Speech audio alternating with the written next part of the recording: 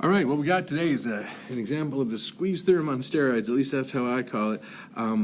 This comes from an IB textbook. It's the Cambridge Topic 9 Option Calculus book. This question is in section B, talking about the use of the squeeze theorem. Now, I'm just looking at the entire problem. I read all three parts before I start doing them, and I can see in typical IB form, the last question is the ultimate goal or the reason for the problem. Now, if IB would have said, just left out A and B and said, forget about the hence too, it just said find the limit as n approaches infinity of the nth root of n. That would be something that would be virtually impossible for most normal people to do.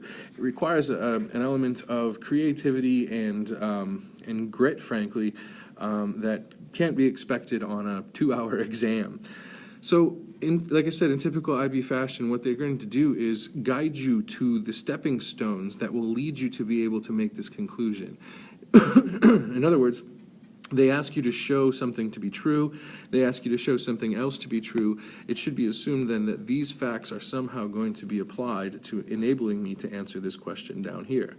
Now, I may not see how it's going to connect at first, and it's not necessarily obvious, but I'm going to put on some faith goggles and see if I can make this work. So the first thing we need to do is show this to be true. And I can't really do much on the right-hand side. This is an expression in terms of n and an x squared. There's not much I can do at all, but on this side, I see an nth power of a binomial. The only thing I can think to do is a binomial expansion here. So I'm just going to try it out and see what happens. Remember, binomial expansions, we ascend the powers and then descend the powers to the 1 and the x, and we do combinations to get our Pascal's triangle legs.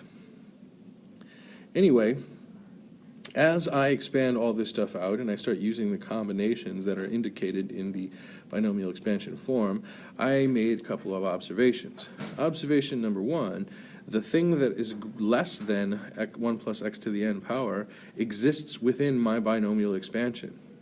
So I have this number, which, because x is positive and n is an positive integer, this is a positive number. And for that matter, however many terms I have, every single one of these terms will be a positive number. If I add positive numbers to this expression, then they will naturally be greater than that expression by itself. So that is the show that I was looking for. So that's pretty straightforward at the end of the day. It's sort of a headache to get there, but once you're there, it's a really logical and basic conclusion to make. Now that that's established, it says I'm supposed to allow x to be the square root of 2 over n minus 1. Why? I spent a lot of time thinking about that, and again, I'm going to say the word faith right here. Right now, you just have to trust that the authors of the problem knew this was going to help you. So by allowing x to be the square root of 2 over n minus 1, I substitute into x into my expression. Why? Because that's what I was asked to work with in the beginning. So I'm going to substitute the square root of 2 over n minus 1 everywhere I saw an x in this statement, and it'll still be true because that's the value of x. But when I clean up the right-hand side, it turns out the square root of the square gives me just 2 over n minus 1, and I can divide out into 1 all of these common factors and just get n. So this stuff here is greater than n. I could take the nth root of both sides. Now, why did I take the nth root of both sides? Because it exists in my work. I have to get there somehow, so that's what I'm going to do. I take the nth root of both sides, and then, of course, if I subtract 1 from both sides, and then square both sides, we get the exact statement that I wanted to prove. So just by substituting as it said, I showed that this is true, which it is. Lucky me. Finally, then, that's supposed to be enough information to enable me to take the limit as n approaches infinity of the nth root of n.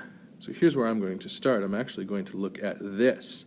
The nth root of n is less than all of this stuff right here.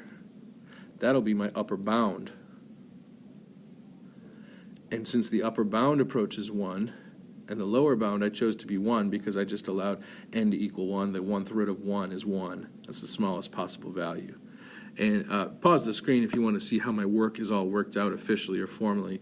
But at the end of the day, we do find out that this nth root of n approaches 1 as n approaches infinity.